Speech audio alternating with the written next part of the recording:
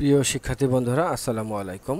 তো বন্ধুরা, আজকে তোমাদের সাথে যে বিষয়টি নিয়ে কথা বলবো তা হলো, যারা এখনও অটো মাইগ্রেশন বন্ধ করনি তাদের জন্য কিন্তু বিপদ। এই যে ওয়েবসাইট দেখতে পাচ্ছ, এটি বাংলাদেশ কারিগরি শিক্ষা বোর্ডের ওয়েবসাইট। তুমি যদি গুগলে গিয়ে বিটিইবি লিখে সার্চ করো তাহলে ওয়েবসাইটটি পেয়ে যাবে। তো এখানে যে নোটিশটি দেখানো হয়েছে, দ্বিতীয় পর্যায়ের ভর্তির ফলাফল প্রকাশিত হয়েছে। হ্যাঁ, গতকাল 9 তারিখে এই দ্বিতীয় পর্যায়ের ফলাফল প্রকাশিত হয়েছে। এর নিশ্চয়ন কিন্তু আজ মানে 10 তারিখ, আজকেই কিন্তু শেষ। আজকের এই ডেট ওভার হয়ে গেলে কিন্তু তোমরা আর নিশ্চয়ন করতে পারবা না।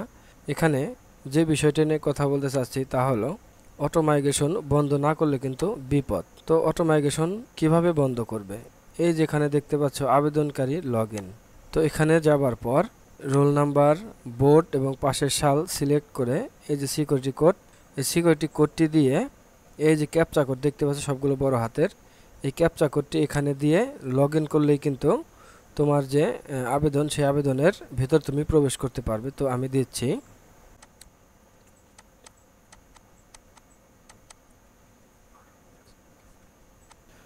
তো এই যে আমি লগইন করলাম, লগইন করার সাথে সাথে কিন্তু এরকম একটি ইন্টারফেস তোমাদের সামনে চলে আসবে। এটা যদি তুমি মোবাইল দিয়েও করো তাহলেও হবে।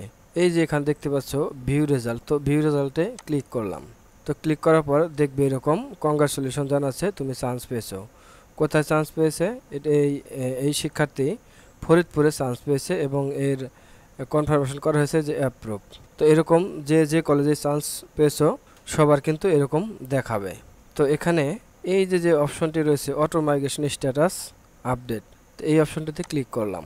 তো ক্লিক করার পর তুমি এই যে এখানে দেখতে পারবে যে তোমার কোন কলেজ, কোন সাবজেক্ট, কোন শিফটে তুমি চান্স পেয়েছো, তুমি যে তোমার কনফার্ম যে ফিসটি, সে ফিটি দেওয়ার পরে হয়েছে কিনা। এই যে যদি ফি দেওয়ার পরে ফি দেওয়া হয় তাহলে এখানে অ্যাপ্রুভ দেখাবে, আর যদি না দেয় তাহলে এখানে অ্যাপ্রুভ দেখাবে না, নট অ্যাপ্রুভ দেখাবে।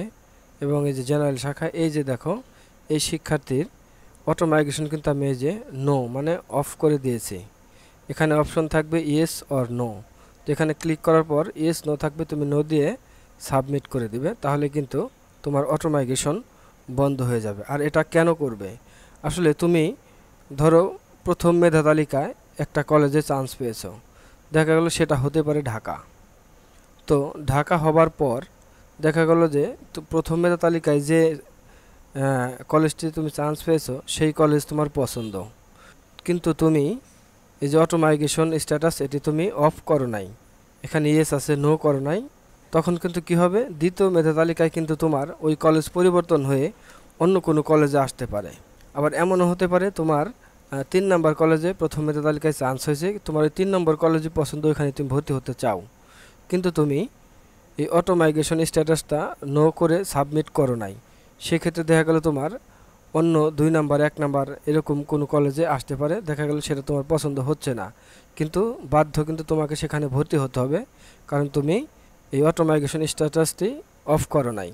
এজন্য বলতেছি যে যারা এখনও এই অটো মাইগ্রেশন স্ট্যাটাসটি অফ করোনি তারা খুব দ্রুত আজকের মধ্যেই তোমরা এই অটো মাইগ্রেশন অপশনটি অফ করে দিবে।